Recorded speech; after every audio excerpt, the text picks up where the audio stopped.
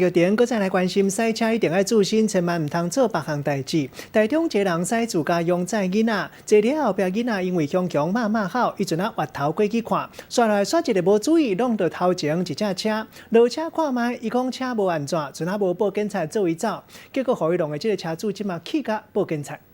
富士轿车豆豆驶进前，驾驶无驶入去车道，颠倒是对厝体进前的白色轿车直接甲弄起哩。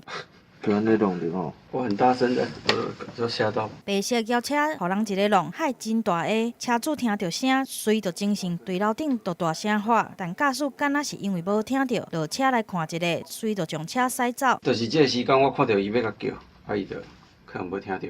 白色轿车车链仔钣金有明显的刮痕，驾驶肇事逃走，车主是气甲来报警察。警方根据车牌通知43年厝姓林的驾驶到案来说明，驾驶讲因为囡仔伫咧后座吵闹，才会无注意来压到。他要起步时，后面有小孩在吵闹，于是他转头往后看，未注意车前状况，于是就撞到前方自小客。肇事的驾驶强调，因为一时紧急，袂记得扭手动，车才会冲对头前去。当时嘛有落车来看，但感觉车无啥物损伤，才会直接离开。但肇事逃走是事实，警方也是会依法来侦办。